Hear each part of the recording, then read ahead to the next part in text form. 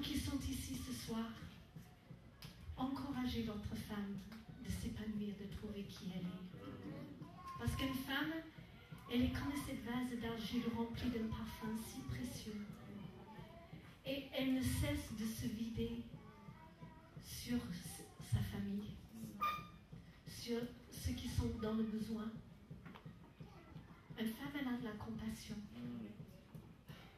Et vous les hommes, il faut l'encourager. Il faut que vous soyez une source de bénédiction pour elle, pour qu'elle puisse se ressourcer en vous. Et si vous le faites, eh bien, elle vous soutiendra et elle vous aidera d'y aller jusqu'à votre sommet de votre destinée aussi. Si je suis là aujourd'hui, c'est grâce à Dieu. Et beaucoup grâce à l'homme qui est à côté de moi. Les premières années, j'étais tellement cassée dans mon identité. Le Seigneur a commencé un travail de restauration important. Mais quand on a vécu 20 ans sans savoir vraiment même qui on est, il faut un peu de temps pour choisir. De dire, moi, finalement, ça me plaît. Ah, avant, les gens ils me disaient, mais alors qu'est-ce que tu penses? Ah ben, je ne sais pas du mon mari. Alors, je n'ose pas me prononcer. Je n'ai pas d'opinion. Comme ça, il n'y a pas de conflit. Comme ça, personne n'est fâché avec moi. Et tout le monde dit, oh, qu'est-ce qu'elle est gentille. Hein? Est-ce que c'est pas vrai? C'est pas vrai?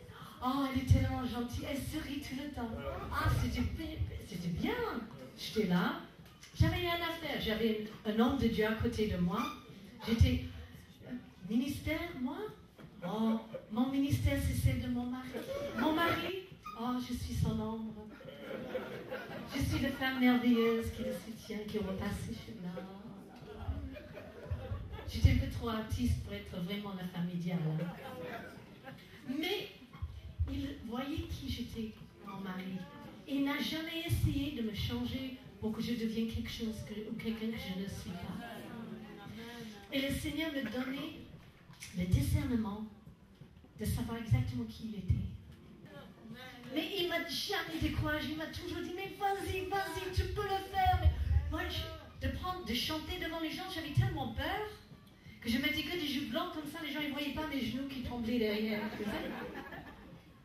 Je ne savais pas parler avec les gens. Pourquoi? Parce qu'ils m'effrayaient, ils me faisaient peur. Vous ne me faites pas peur aujourd'hui. Vous ne me faites pas peur parce que je sais qui je suis. Mais si je ne savais pas qui je suis, vous allez m'impressionner. Et que si vous parlez à quelqu'un et que vous avez peur d'elle ou de lui, c'est parce que vous avez besoin de s'affermir un petit peu plus en Christ. Pour qu'il vous montre qui vous êtes vraiment. Parce que quand on est sûr de qui on est, eh bien, on n'a pas peur. Parce que l'Esprit de Dieu, il n'y a pas de crainte. Amen. Alléluia. Amen. Vous comprenez ce que je dis ce soir? Si vous voulez vraiment changer les choses, eh bien, devenez vous-même. Marie, encouragez votre femme.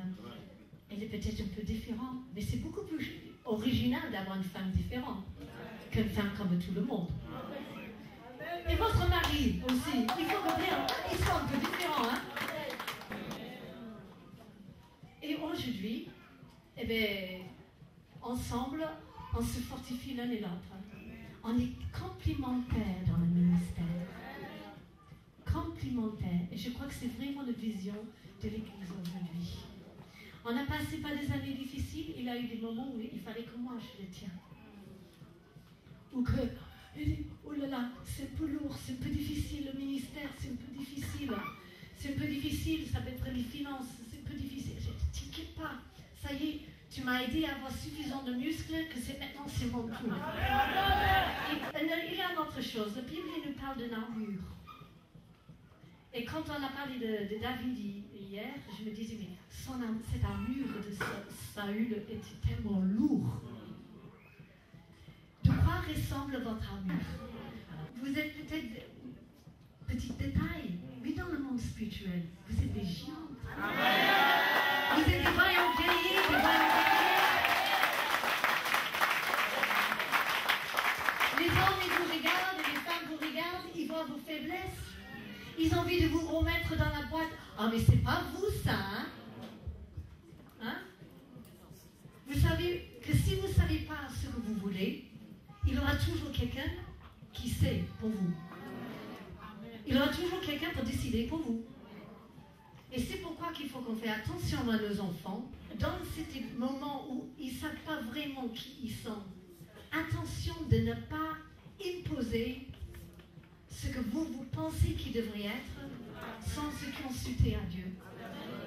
Il faut que ce soit le Seigneur qui révèle à vous qui sont vos enfants dans le monde spirituel, et là vous ne vous tromperez jamais. Il faut qu'on encourage les uns et les autres d'être des hommes et des femmes selon le cœur de Dieu et qui s'épanouissent comme ils sont vraiment. Alors je vous encourage, ne laissez pas d'autres décider pour vous, pour votre vie. Marchez, cultivez votre amour avec votre époux, avec vos enfants. L'amour, c'est tellement important. Ne laissez pas les blessures de passé vous empêcher d'entrer pleinement dans votre destinée demain. Parce que Dieu, il a des choses extraordinaires. Et il n'y a personne d'autre qui peut le faire. Il a envie de dire, voilà, celle-là, cette guerrière là-bas, eh bien, je peux le confier des choses. Alléluia. Malheureusement, il y a beaucoup de chrétiens, ils n'ont pas vraiment développé leur être intérieur. Ils ne savent pas vraiment qui ils sont. Alors ils viennent à l'église, ils chantent, ils sont bien, le Seigneur les aime de tout leur cœur. Mais parfois le Seigneur va dire, mais voilà, j'ai préparé ça pour toi. Ils disent, parce que l'église aujourd'hui a besoin de chacun de vous, de vos capacités, de votre manière de faire des choses, de votre identité en Christ. C'est la même puissance qui a ressuscité Jésus-Christ de la mort, qui habite en nous. Alors arrêtez d'empêcher cette puissance se manifester. Entrez pleinement dans votre appel. Deviennent des hommes et des femmes qui osent être vous-même en Christ. Laissez Christ remplir. Devenez, Seigneur, que tu deviennes de plus en plus grand en moi, que tu augmentes, que je diminue, que ton identité soit imprimée dans mes entrailles et que j'entre pleinement dans ma destinée, c'est que tu as prévu pour moi. Alléluia. Mes amis, je vous remercie. On a une petite réunion intime ce soir, d'accord?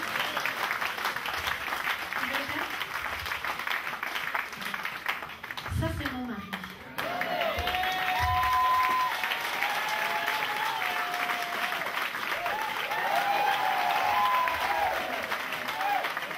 J'aimerais juste dire, si vous êtes pour votre mari, ce que le Seigneur il veut que vous soyez, il va devenir quelqu'un de très chouette. Et si vous, mari, le mari, vous soyez ce que Dieu a prévu pour vous, que vous soyez pour elle, vous allez être tellement fiers d'elle. Elle va faire des choses extraordinaires. Et vous allez travailler dans la complémentarité ensemble. C'est pas mal, hein? Ça va? C'était bien? Alléluia. Nous devons vraiment réaliser qu'il y a un roi et un fou en chacun de nous. Dans chaque homme, il y a un roi et un fou. Et dans chaque femme, il y a une reine et il y a une folle. Et celui qui va vous aider, c'est celui qui parle au roi. Amen. Si votre femme, elle parle au fou en vous, elle ne va jamais vous aider. Vous allez devenir de plus en plus fou et de plus en plus insensé. Mais la femme précieuse, c'est celle qui sait parler au roi. Amen. Il faut que votre mari parle à la reine qui est en vous. Alors, si vous avez pris l'habitude de parler à la folle, quand vous rentrez à la maison ce soir, vous allez apprendre à parler à la reine. Alléluia. Et plus vous parlerez à la reine, plus elle se comportera comme une reine. Plus vous parlerez au roi, plus il se comportera comme un roi. Alléluia. On peut lever nos mains tous ensemble. On voudrait se placer devant le Seigneur ce soir. Avoir vraiment un temps qu'on ne néglige pas. Je crois que Dieu veut travailler en profondeur. Alléluia. Il veut travailler chez chaque homme, chez chaque femme. Il veut travailler sur les couples, sur les familles. Amen. Peut-être que tu as parlé à la folle depuis des années. Peut-être que tu parles au fou. Et plus tu parles au fou, plus ton mari l'empire. Plus ta femme est l'empire. Alléluia. Alors, avant de le voir transformer, commence à parler différemment. Comme lorsque Dieu il a dit à Ézéchiel, regarde la vallée. C'est une vallée d'ossements, n'est-ce pas? Est-ce que tu penses que ces eaux ils peuvent revivre? Et le prophète il a dit, moi je ne veux pas me mouiller, c'est toi qui sais, Seigneur. Mais Dieu lui a dit, maintenant tu vas parler différemment, tu vas parler à ces eaux. Bien sûr que Dieu pouvait voir que c'était un cimetière qui se trouvait là. Et il fallait que le prophète il commence à parler différemment pour ces eaux, parce que Dieu voyait au-delà de ces eaux, il voyait une grande armée. Qu'est-ce que tu vois ce soir? Qu'est-ce que tu vois? Regarde les gens autour de toi, qu'est-ce que tu vois chez les autres? Est-ce que tu ne vois que leurs défauts? Tu vois une grande armée qui est en préparation et qui bientôt va faire des ravages dans les rangs de l'ennemi. Qu'est-ce que tu vois dans la femme que Dieu a placée à tes côtés? Est-ce que tu vois que ses faiblesses? Tu as appris à connaître ses défauts? Elle a appris à connaître les tiens? Est-ce que lorsque vous parlez en termes de défauts, ou vous voyez au-delà des défauts?